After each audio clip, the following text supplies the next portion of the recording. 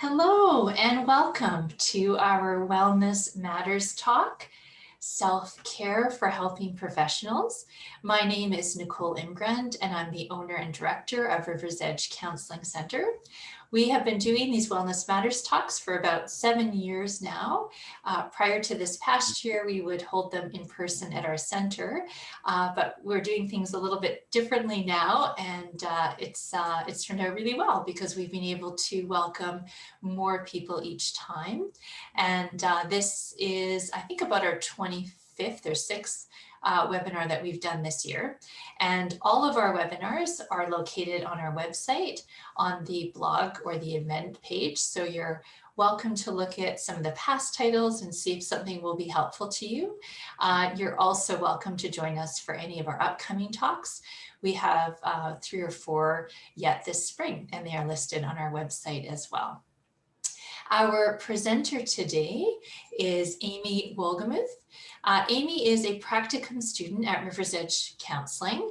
And if you aren't aware, we have 5 practicum students every year at our center, and they provide low-cost sliding scale counseling to members of our community.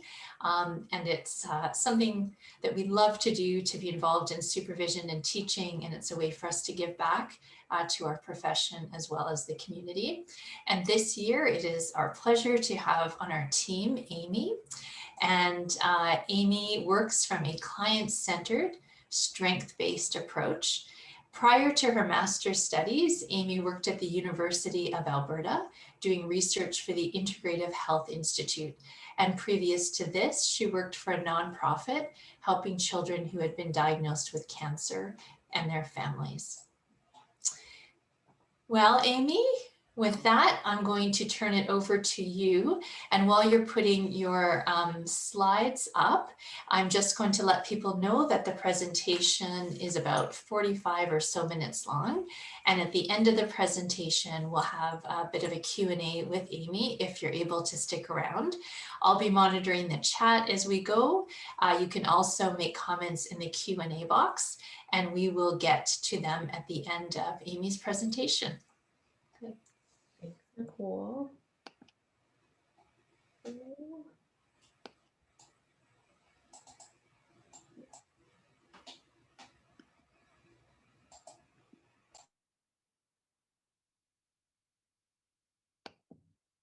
Oops. All right. So welcome everyone. Thank you for joining me here this evening and for taking some time to focus in on a very important topic. Self-care is by no means a new subject. In fact, it's been a very hot topic lately, but it's an area where many of us struggle, and we can all use a little extra attention and focus.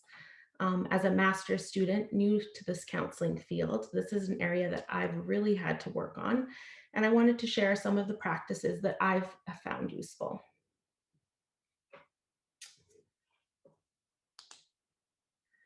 So before we dive in, here's a brief overview of today's presentation. My hope tonight is that you gain some insight on this topic and walk away with at least one new strategy that you can implement into your life, whether you're seasoned on the subject or if this is your first time exploring self-care. In this evening's talk, I plan to explore stress, compassion fatigue, and burnout, and I'll help identify warning signs, share wellness strategies to mitigate the impact of stress, and offer techniques to develop your own self-care plan to prevent burnout. So I wanted to start off with looking at who are the helping professionals, and I'm really going to cast a wide and inclusive net here. Basically, anyone who spends a good portion of their day taking care of others would fit this definition. So this includes teachers, nurses, counselors, spiritual care workers, those who are caregivers to either elderly parents or children or spouses with special needs. So quite a few people would fit in this category. I also wanted to begin by taking a moment to thank each of you for your service. The work you do is very important. And this last year has brought a very unique set of challenges And in your role, you've been able to bring a sense of calm, compassion, and connection to so many people.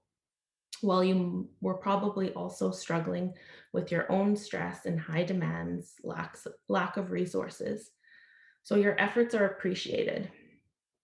And although so much of your time has been devoted to caring for others over this past year and beyond, thank you for taking the time this evening to prioritize caring for yourself.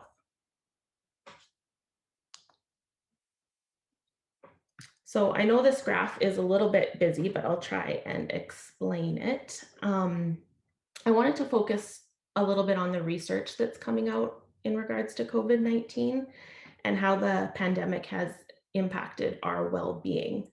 So this diagram is from the Harvard Business Review, and it's based off of a 2021 survey that was completed, collecting data from individuals from 46 different countries. And you can see the two columns here. So on the left, we have general well-being, and 85% of those surveyed said that their general well-being had declined over the past year. And then on the right-hand side, we see the workplace well-being, and 89% of individuals surveyed said that they've noticed a decline in their workplace well-being. So this is rather concerning, obviously. McGill University did a study last summer looking at nurses and physicians' distress and burnout and their coping strategies during COVID-19. And they found that stress has been so high that half of the nurses and 1 in 5 physicians expressed intentions to quit at some point over the summer. They found that COVID had negatively impacted their performance, including professional self-doubt and their perceived quality of patient care. Nurses noted that their highest stressors were worry about the health of their family and friends, followed by work-life balance, and then keeping up with information on management strategies. Now, if we zoom in on the section here on the left, the 85% who noted their general well-being declining, and look at the 50% of individuals saying that their mental health declined, we get this graph here. And you can see the sub-themes of mental health decline, noting increased stress, anxiety, and burnout. This past year, we've all been dealing with a completely new set of stressors, increased workloads, working remotely for some of us, Zoom fatigue, having to take on additional roles of teacher, childcare worker, and caregiver for vulnerable loved ones, all while managing households with everyone home 24/7, while socially isolated from friends and outside supports. And some of us have experienced job and income loss. We've experienced all this while managing our own fears and anxieties about the virus itself and potentially grieving the loss of loved ones to it. So I just really want to acknowledge how much that this pandemic has had an impact on us over the past year. Now, you may have seen this graph before, or one like it. It was originally circulated around May of last year, so it was before we knew that we would still be so entrenched in this a year later. But I like it because it kind of highlights a few different areas of impact on the healthcare system. So we can see the obvious impact of the hospitalizations and lives lost from COVID-19, and that's what they label the first wave. And then we see the impact of reduced resources on urgent non-COVID conditions and interrupted care for chronic conditions, kind of in the second and third waves there. And then we see the very serious fourth wave, which I believe we're only beginning to see the impact of now, and will likely continue to see a rise in this in weeks and months to come. So this wave includes a decline of mental health and burnout amongst frontline helping professionals, but it also includes increases in addictions and severe mental health conditions in the general population. And you can see the arch of this curve indicating that this piece will likely have the greatest impact overall.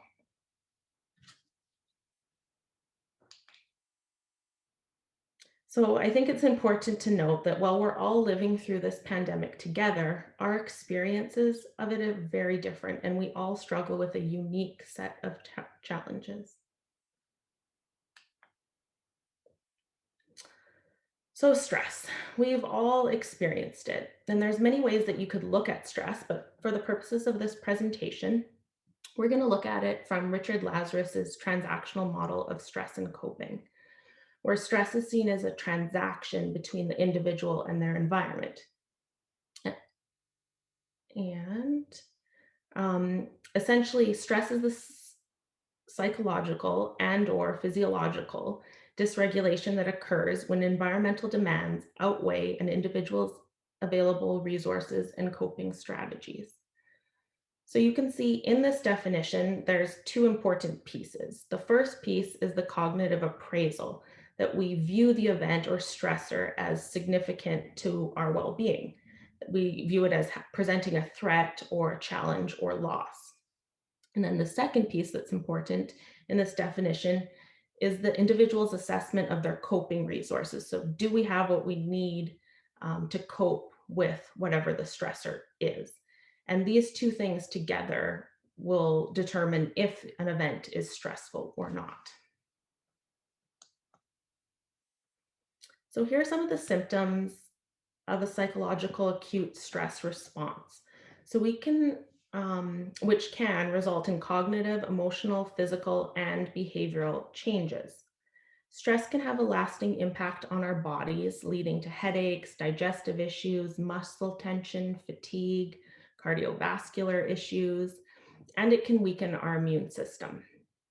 Over time, chronic prolonged stress exposure can even change our brain chemistry, resulting in mental health issues like depression and anxiety.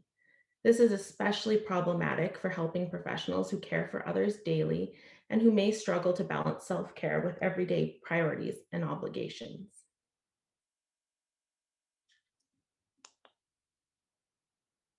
So, here are some of the indicators of prolonged stress. We can experience memory problems, poor judgment, constant worrying, irritability, feelings of isolation, and experience changes in our eating and sleeping habits. These cognitive symptoms can really impact our ability to do our jobs properly, and if left unchecked, can lead to professional impairment. This is why professional associations emphasize the importance of self care to ensure staff can identify the physical and emotional signs of stress, can anticipate possible barriers to wellness, and are able to implement healthy coping strategies. Making sure we have self care strategies in place to reduce stress, increase attentiveness, and improve mood is essential to our success in the helping profession.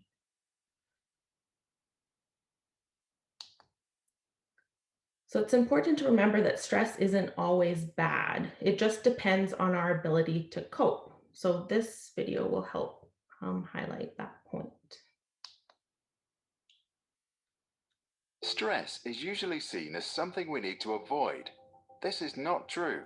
We need stress, and we need our body's stress hormone cortisol to rise and fall throughout the day. Stress helps us wake up in the morning, helps us focus, learn, and remember new things. It's when people experience too much stress and start having difficulties coping that stress becomes a problem. High levels of stress can disrupt the natural changes in the body's stress response system and start to affect our physical and mental health. Over time, accumulated stress can result in false FFF response activations. When trying to measure our stress tolerance, the bucket analogy can be helpful. Our stress tolerance, or the size of our bucket, is a product of our genes, personality, and life experiences, and its size varies from person to person. The water in this analogy is the combination of all the stress in your life. We use the coping strategies we have available to keep our bucket from overflowing. They are like taps that allow water to drain from the bucket. Stress can include training, work, school, relationships, finances, moving, changing jobs, or the loss of a loved one. Both positive and negative experiences will affect the water level. A big bucket can hold more water or stress before it overflows. With a smaller bucket, less water is required for the water or stress level to become critical. While you can't change the size of your bucket, you can make life adjustments to reduce water coming in. You can also learn new coping strategies and stress management techniques to allow water to drain out. Mind tools, exercise, quality sleep, relaxation, and sharing your feelings with friends are some examples of effective water taps. Staying up late, sleeping in, drugs, inactivity, procrastination, suppressing or ignoring problems are examples of unhelpful coping strategies or false taps. They might give temporary relief, but actually result in water flowing back into your bucket. This video was created by Brave, Building Healthy Minds.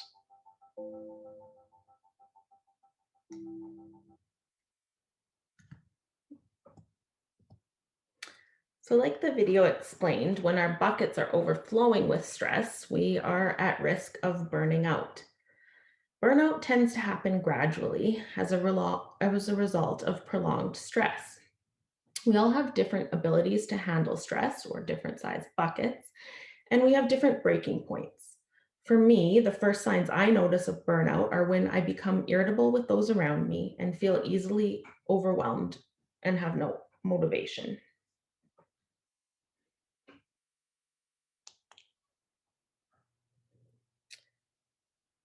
Here are some of the workplace factors that can lead to burnout. And I know there's quite a few for this slide, but I think that they're quite important to kind of recognize and help help get rid of those that we can, kind of find solutions to the ones that we can. So an increased workload, a lack of support, lack of resources, poor life work balance can all have a negative effect. If we're not replenishing the energy we have expended, we can end up experiencing compassion fatigue. So some of the other ones here, personal problems that you bring into the workplace, not feeling rewarded for the work that you do, having constantly changing work requirements, perfectionism, being a poor fit for the job, having an unpleasant work environment. These are all things that can lead to burnout over time. So compassion fatigue, it's often referred to as the cost of caring. Compassion fatigue develops slowly over time when burnout has been ignored. When we're too overwhelmed to be present, we become detached, feel depleted, and apathy may develop as our brains and body try to distance and protect ourselves from the suffering that we're encountering. Compassion fatigue is the physical and emotional exhaustion that occurs due to a repetitive empathetic engagement in pain and suffering, and the absorption of the emotions of our patients or clients. So I like Kelly McGonigal's definition, where she says that compassion fatigue arises when you are fully in the role and process of compassion, but you're not getting the energy back that you need to continue to engage in the suffering in a healthy and sustainable way. The individual may know that what they're doing is making a difference, but the system they're in isn't supporting them in the process, and it becomes exhausting. So here are some signs of compassion fatigue.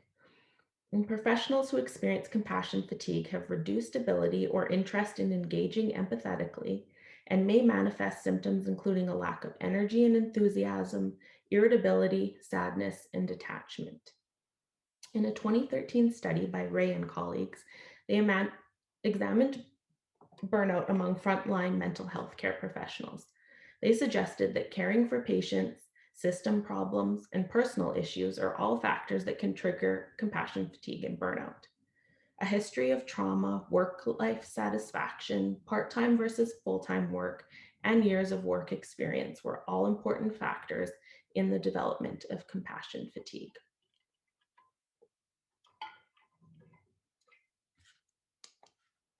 So to summarize these concepts, professional quality of life is made up of a balance between positive and negative aspects of one's work. Compassion satisfaction is the positive elements of working as a helper, the pleasure you derive from being able to do your work well, which counterbalances secondary traumatic stress and burnout, which together lead to compassion fatigue. Because of the professional consequences and implications of burnout, not only for the health and well-being of the helpers, but also for the health and safety of the populations we serve, we must regularly assess our stress levels.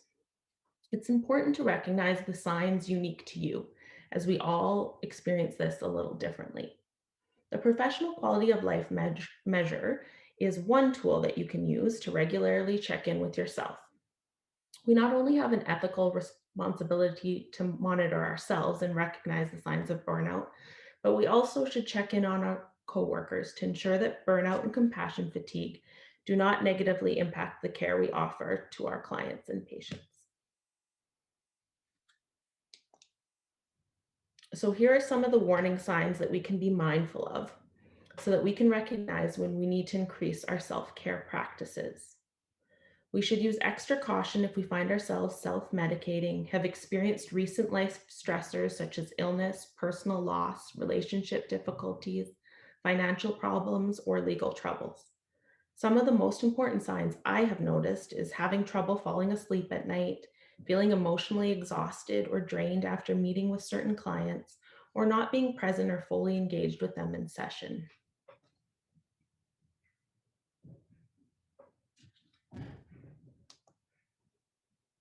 Compassion fatigue is a normal consequence of working in the helping field.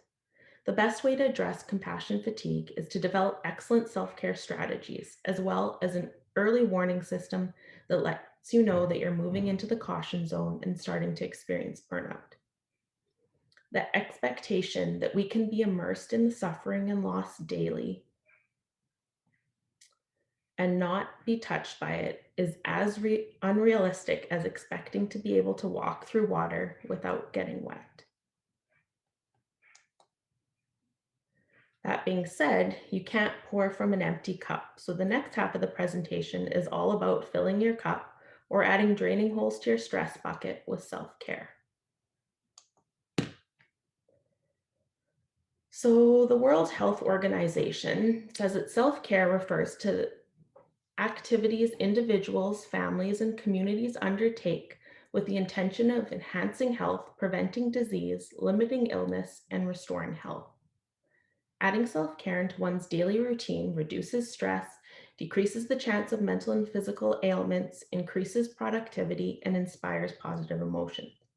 By engaging in activities that foster and promote our mental, emotional, and physical wellness, we're more equipped to handle the daily stressors of life with confidence, and we're able to give more to others when we ourselves are fulfilled and cared for.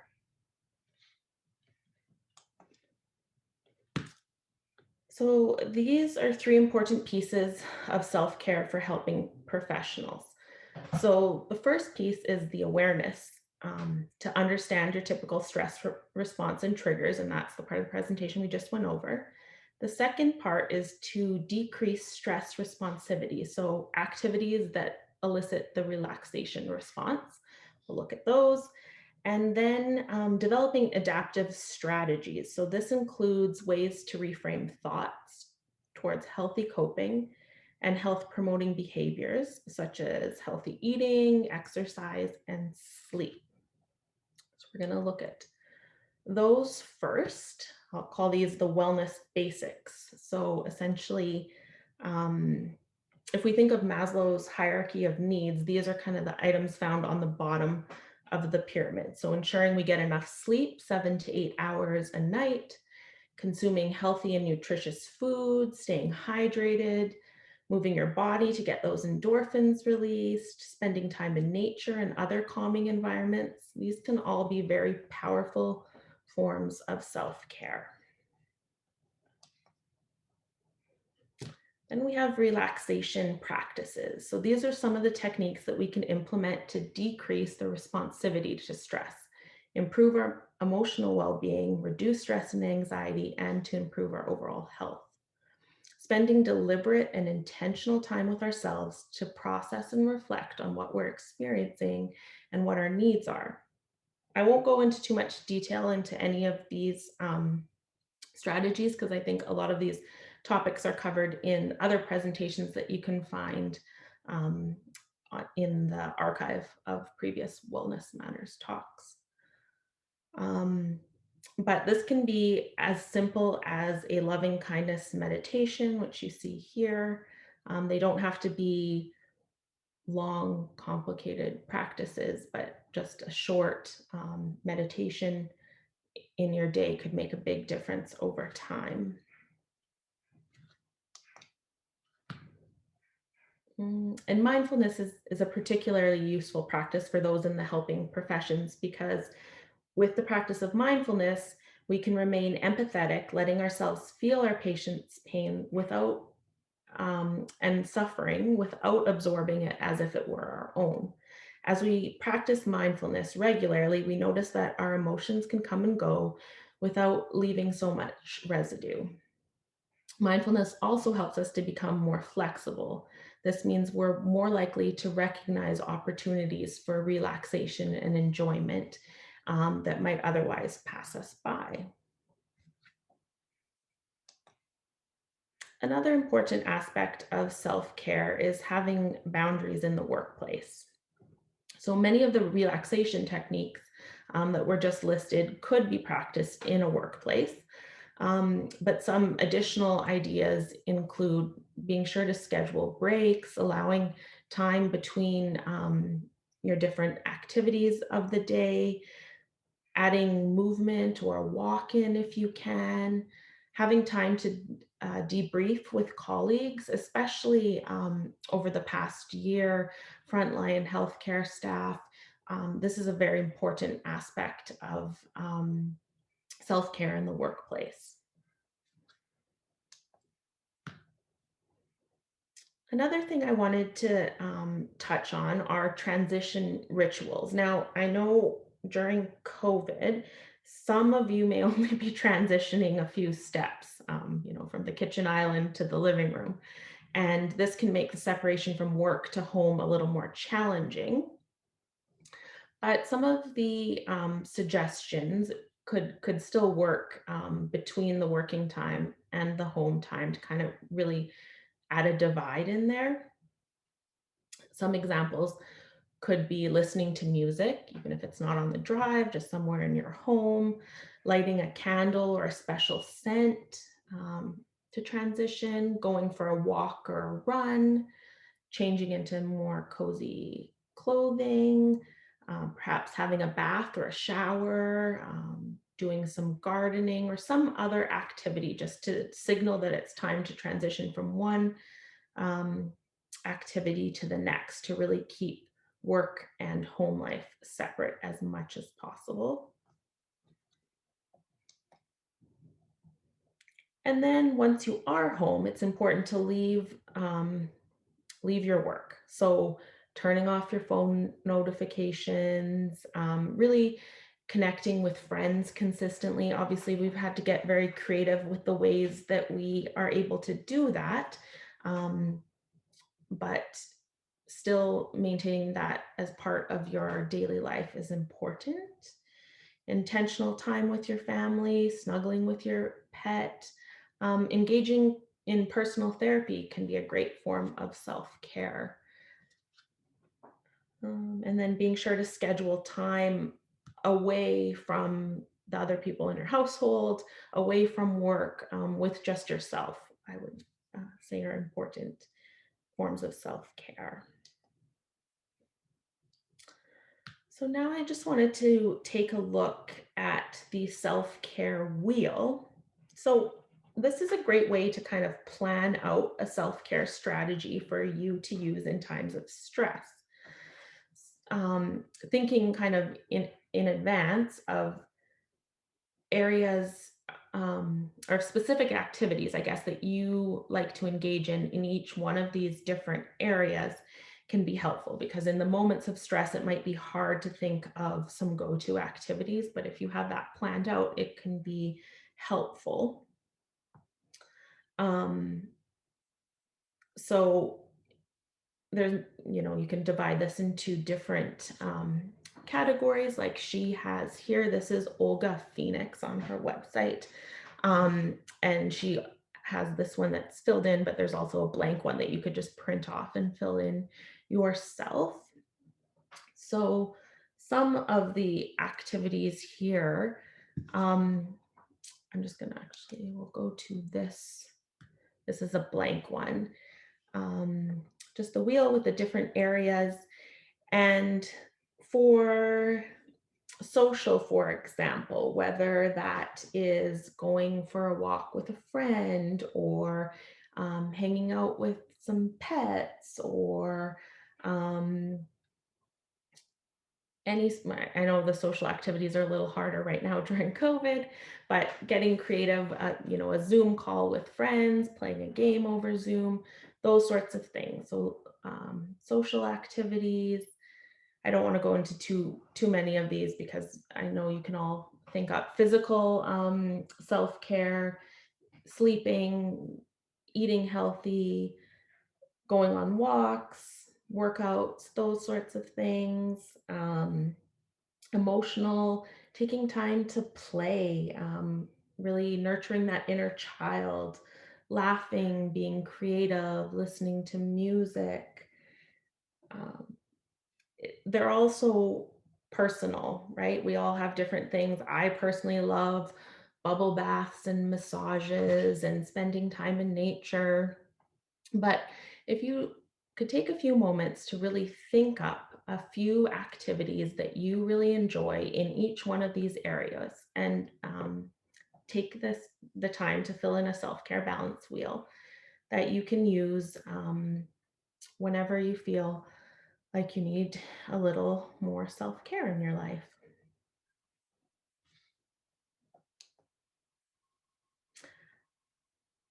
Another strategy that I really love is gratitude, and I think it's something I recommend to most of my clients. It's so easy to implement in everyday life, and it really has endless benefits. Um, and I will just play this video to tell you a little more about it. Research shows that adopting an attitude of gratitude, simply expressing appreciation and being more thankful, can measurably improve your overall well-being. For example, studies prove that gratitude can increase happiness, reduce depression, and strengthen resiliency. Grateful people often experience reduced blood pressure, less chronic pain, increased energy, even longer lives. People who purposefully express more gratitude report higher self-esteem than those who don't, and they're more likely to help others, a pro-social behavior also linked to greater happiness. People who capture grateful thoughts before bed sleep better than those who don't. Why so many positive changes? Because gratitude actually rewires our brains, kickstarting the production of dopamine and serotonin. Like antidepressants, these feel-good neurotransmitters activate the bliss center of the brain, creating feelings of happiness and contentment. This appears to be self-perpetuating. Research suggests that with regular practice, you'll train your prefrontal cortex to better appreciate and retain positive experiences and thoughts, and to deflect the negative ones. Here are a few simple ways to deliberately cultivate that attitude of gratitude. Celebrate minor accomplishments. Think about what you have rather than dwelling on what you don't. Tell the people in your life something you appreciate about them. Tell yourself too. Volunteer, hold a door for a stranger, or simply smile more, and you'll probably feel better, as kindness and giving are connected to gratitude. Similar positive brain changes can occur from regular meditation and mindfulness. Keep a daily gratitude journal using an old-fashioned notebook or a high-tech app. The science is clear. Give gratitude a go. You'll be thankful you did.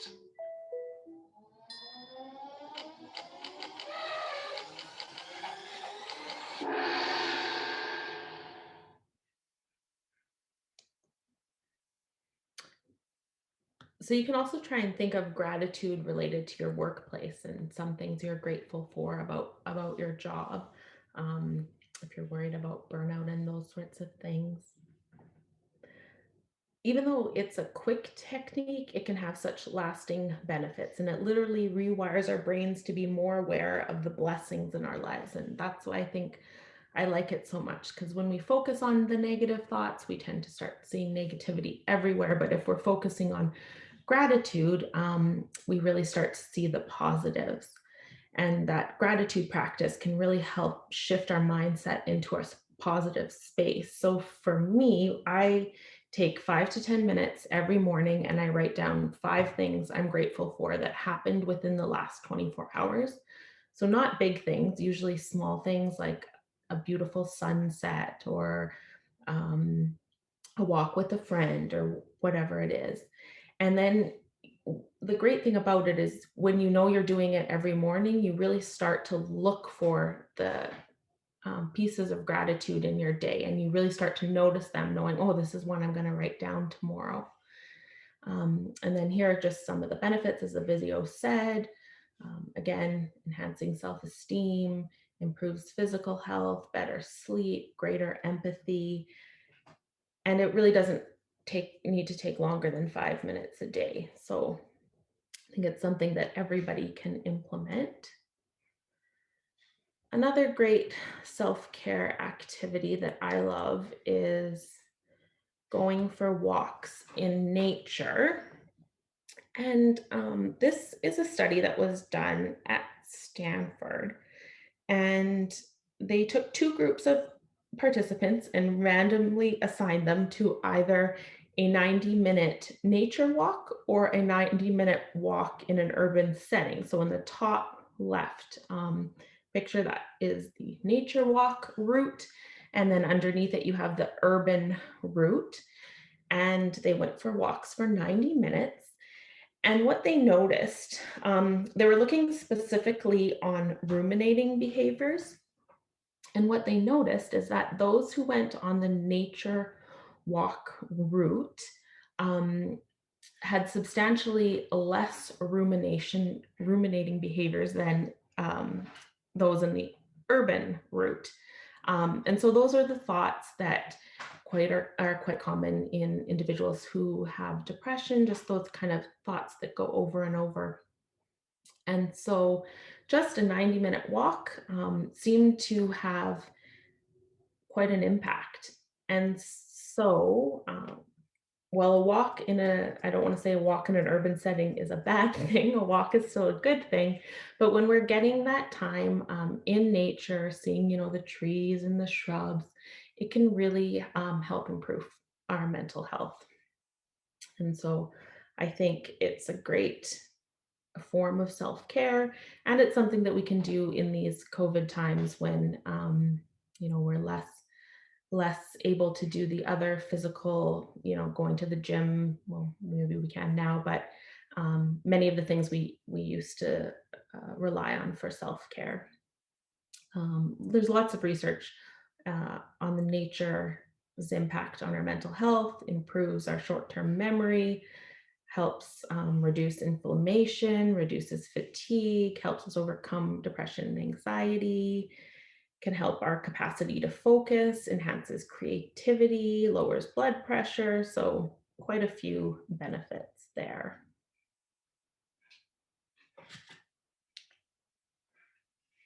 So taking care of yourself is the most powerful way to begin taking care of others. The final tip or strategy for self-care that I'm going to talk about tonight is a self-care comfort kit for the senses. And this is my own kit that I have made for myself. And I'm just going to talk about some specifics in here. But it's a great idea, especially when we're stuck in isolation and you can't practice self-care in many of the usual ways that we would. You can put together this little kit. You can take it with you if you need it. So if you come home and you've had kind of a down day, you might grab something from your kit, and hopefully it'll help raise your spirits a little bit. So these are kind of broken down by the senses. And of course, obviously, this will be very individual to whatever makes you happy. First off, we have taste here. So I have a little bit of peanut butter chocolate cups that are really good, my favorite gummies, my favorite kind of coffee, tea, anything, gum, anything that will be comforting to you by taste. And then touch, I have some comfy blankies. One was actually my nephew's baby blanket. Super cozy, and those are kind of smaller blankets that can be thrown into my bucket. Just that tactile kind of feeling of comfort. A cozy sweater could be used, some cozy socks, something like that. Then sound. So I just have some playlists that I really like on that old fashioned iPad or iPod in my bucket. And then moving along to smell. So aromatherapy is really great for calming and relaxing. The lavender scent can be great. Frankincense is good for anxiety. I have peppermint there. A few of my favorite spa kind of scents that I can put in the diffuser. Some of my favorite candles, bath salts, lotion, anything that would have a comforting scent to you, you can include. And then finally, we have sight. So in my box, you can see I've taped up some pictures of some of my favorite places, and looking at those photos makes me feel happy and comforted. I have a fun color of nail polish there. Uh, so yeah, those are some of the ideas of what I have put in my kit, just to have a bunch of things at the ready should I need comfort. Oh, another thing I have in there, there's these little tags that I've had an activity I did with friends once where a bunch of my friends wrote down their kind of favorite qualities that I have. And so if I ever need a pick me up, I can pull out one of those little tags and read the things that they wrote. And those are very comforting as well. So that brings us to the end of my presentation. I hope that you've learned some practical tools and strategies that you can maybe implement. And thank you. Thank you, Amy. That was really wonderful. For those of you who can't join us for the Q&A, I just want to thank you again for spending some of your evening with us, and especially for your own work, especially during these very difficult times. And just extend again the invitation to you to join us for any one of our upcoming talks as well.